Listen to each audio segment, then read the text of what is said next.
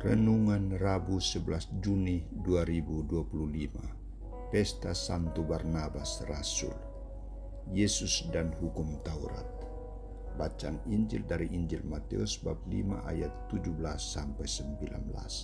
Saudara-saudariku terkasih, sebelum para murid diutus mewartakan sabda Allah, Yesus membekali mereka dengan berbagai pedoman pastoral, pedoman bermisi. Salah satu tema yang diajarkan Yesus kepada para muridnya dalam khotbah di bukit adalah Dia dan hukum Taurat. Ia berkata, "Jangan kamu menyangka bahwa aku datang untuk meniadakan hukum Taurat atau kitab para nabi.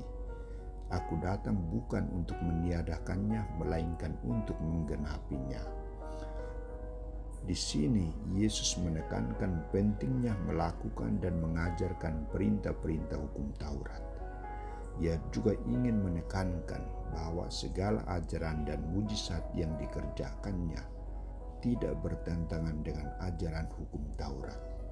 Dia datang justru untuk menggenapi hukum Taurat. Ia akan terus-menerus mengkritik segala kesalahan ahli-ahli Taurat dan orang-orang Farisi terhadap praktek isi hukum Taurat. Jangan kamu mengikuti hasutan mereka, tetapi kamu harus yakin bahwa Yesus tidak akan merubah sedikit pun dari isi hukum Taurat itu. Bahkan kehadirannya sendiri adalah penggenapan dari hukum itu. Maka dia tegas mengatakan, "Sesungguhnya selama belum lenyap langit dan bumi ini, satu iota atau satu titik pun tidak akan ditiadakan dari hukum itu sebelum semuanya terjadi. Karena itu siapa yang meniadakan salah satu perintah hukum Taurat, sekalipun yang paling kecil, dan mengajarkannya demikian kepada orang lain, ia akan menduduki tempat yang paling rendah di dalam kerajaan surga. Tetapi siapa yang melakukan dan mengajarkan segala perintah-perintah hukum Taurat, ia akan menduduki tempat paling tinggi di dalam kerajaan surga." Saudara-saudari, Yesus mengajak para muridnya agar menghargai hukum Taurat dan kitab para nabi sebagai bagian dari warisan iman. Mereka harus taat melakukan dan mengajarkan isi perintah hukum Taurat dan menjadikannya sebagai contoh teladan bagi orang lain, maka mereka akan menduduki tempat tertinggi di dalam kerajaan surga. Bagaimana mandat Yesus ini ditanggapi oleh para rasul, khususnya Santo Barnabas dan kita? Hari ini gereja merayakan pesta Rasul Barnabas. Barnabas berarti anak penghiburan atau putra nubuat.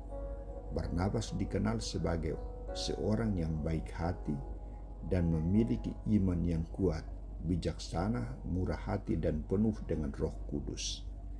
Dia adalah orang pertama yang berani menanggapi pewartaan para rasul dan menyerahkan seluruh hartanya bagi gereja. Dan lebih dari itu, dia mendukung dan mendampingi Paulus dalam tugas perutusan dan pewartaan Injil dan membantu mengembangkan gereja di Antioquia.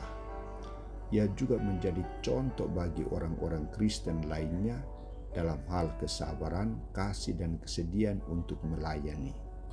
Sikap dan komitmen Barnabas hendaknya mendorong kita semua untuk memupuk kesatuan dan keutuhan kita dengan gereja dalam meneruskan mandat Yesus Kristus di dunia ini, khususnya melaksanakan perintah-perintah hukum Taurat dalam kehidupan kita sehari-hari, mengajarkan nilai-nilai cinta kasih kepada orang lain, menjadi teladan cinta kasih, menghidupi iman dan nilai-nilai Kristiani dalam kehidupan kita sehari-hari bersama dengan yang lain, berdoa dan merenungkan sabda Tuhan, serta memahami perintah hukum Taurat dalam kehidupan sehari-hari dan mengamalkannya, serta bersikap murah hati seperti Rasul Barnabas.